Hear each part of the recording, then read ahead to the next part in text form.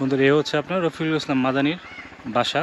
তো আপনাদেরকে বাসার আশপাশটা দেখাবো এবং বাসার যে তাদের মানে এলাকার মানুষদের সাথে তার ব্যাপারে কথা বলবো। তো আপনাদেরকে চলেন আমরা কথা বলি তাদের সাথে। আসসালামু আলাইকুম, ভালো আছেন? তা আপনি কি রফিকুল ইসলাম মাদানি হুজুরে দেখতে আসছেন? আপনার বাসা কোথায়? আমার বাসা হচ্ছে কিশোরগঞ্জ, টাঙ্গাইল থানা। ওনার সাথে আপনার সাক্ষাৎ হয়েছে? হয়েছে। উনি কি বললো আপনাকে? সাক্ষাৎ হওয়ার পরে মানে আমি বলছি যে আপনার সৌজন্য সাক্ষাতে আসছে আর কি। তারপর হচ্ছে উনি বলছেন যে চাই চলে একটু চা খাই। দুদিন চা খাইলাম, পরে বলছে বাড়ির দিকে একটু কাজ আছে, আবার এই জায়গা থেকে চলে গেছি, একটু পরে আবার আসবো। আবার চলে আসবেন? মাহফিল আছে তো একটা ফুলপুরা, একটা মনে কিশোরগঞ্জ আর কি। মাহফিল চলে পরে আবার যাইবে আর কি। ঠিক আছে, ধন্যবাদ। আসসালামু আলাইকুম। এখন আপনার যেখানে দাঁড়ায় আছি এটা হচ্ছে আপনার রফিকুল ইসলাম মাদানি, যে শিশু বক্তা হিসেবে পরিচিত, সারা বাংলাদেশে ভাইরাল। তো তার মাদ্রাসায় আছি। আর সে এখন আপনার যে গাড়ি আছে সাথে, সে মনে হয় এখন আপনার মাহফিলে যাবে, কোথায় জানি মাহফিলে যাবে। এ হচ্ছে তার টোটাল মাদ্রাসার আপনার ভিউটা।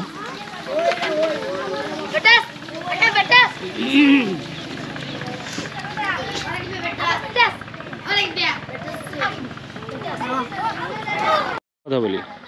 তো মাহাদি, কেমন আছো? আলহামদুলিল্লাহ ভালো। মাহাদি, তোমার কি মানে ওই রফিকুল ইসলাম মাদানি সম্পর্কে কিছু বলো, যা জানো আর কি, খোলামেলা। আসলে কি বলবো, উনি তো প্রখর মেধার অধিকারী ছোটবেলা থেকেই। সম্ভবত আমার যদ্দূর জানা হয় জেনারেল পড়েছেন ক্লাস 6 পর্যন্ত। তারপর আমাদের পাশের জারিয়া মাদ্রাসা থেকে পড়াশোনা করছে, আমাদের পাশে গ্রামের লেটিরকান্দা মাদ্রাসায় পড়াশোনা করছে।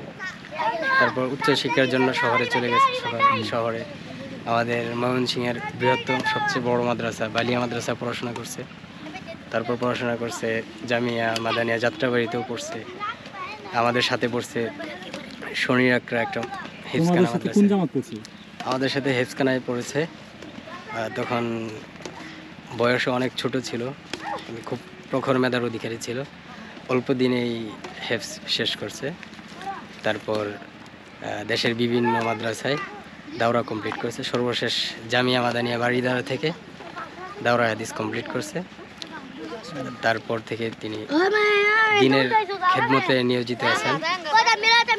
বাংলাদেশের প্রত্যন্ত অঞ্চলে যে এসে কোরআন হাদিসের বাণী জনসম্মুখে পৌঁছিয়ে দেন, এই আর কি তার সম্পূর্ণ জীবন বৃত্তান্ত। এর মাঝখানে বৃহৎ এক ইতিহাস। সেখানে সে যখন হক বাতিল সম্পর্কে গর্জে ওঠে, ওই মুহূর্তে আমাদের কথিত স্বৈরাচার শেখ হাসিনা তাকে গ্রেফতার করে তার জীবন থেকে তিনটা বছর কেড়ে নেয়। সে প্রায় 3 বছর কারারুদ্ধ ছিল। আল্লাহ রাব্বুল আলামিনের অশেষ দয়া মেহেরবানিতে সে পুনরায় আবার আমাদের মাঝে ফিরে আসছে। এখন সে স্বাভাবিক জীবনযাপন করতেছে, স্বাভাবিকভাবে সে কোরআন হাদিসের খেদমত করতেছে। কারণ তোমার সাথে কোন জামাতে পড়াশোনা করছে? আমার সাথে পড়ছে হেফসখানায় পড়ছে। আমি যখন হেফজে পড়ি। কত বছর তার সাথে মানে তোমার? আমি তার সাথে সহপাঠী 1 বছর ছিলাম। তারপর পাশাপাশি মাদ্রাসায় ছিলাম, এই আর কি। সে এখন বর্তমানে তোমার তাহলে মানে কয়টা মাদ্রাসা দায়িত্ব আছে? শুধু এইটাতেই? আমার যতটুকু জানি, আমি অনেকদিন যাবত সাক্ষাৎ নাই তো আমার জানাশোনা সে তার নিজের প্রতিষ্ঠিত মাদ্রাসা, তার বাবার স্বপ্ন ছিল একটা মাদ্রাসা করবে, তো তার বাবার নামেই সে মাদ্রাসা প্রতিষ্ঠা করছে। মার্কাজুল শাহাবুদ্দিন আল ইসলামিয়া নামে একটা মাদ্রাসা নিজ গ্রামে এবং নিজস্ব সম্পত্তির উপর, প্রত্যেক সম্পত্তি সেখানে সে মাদ্রাসা স্থাপিত হয়েছে। এবং শাহাবুদ্দিন কি রফিকুল ইসলাম মাদানির বাবা? হ্যাঁ, ওনার বাবার নাম ছিলেন শাহাবুদ্দিন। ওনার বাবার স্বপ্ন ছিল যে ওনাকে আলেম বানাবে এবং ওনার স্বপ্ন ছিল যে বাবার স্বপ্ন ছিল যে একটা মাদ্রাসা করবে। বাবার স্বপ্ন ধরে ছেলে আজ কি মাদ্রাসা প্রতিষ্ঠা করছে, গ্রামের ছেলেরা যেন এখানে কোরআন হাদিস শিখতে পারে। তার ফ্যামিলি সম্পর্কে জানি, তার ফ্যামিলি ভাই বোন কয়জন? যদিও সে আমার এলাকার, তিনি আমার এলাকার, কিন্তু তার ফ্যামিলির পুরোপুরি আমার জানা নেই।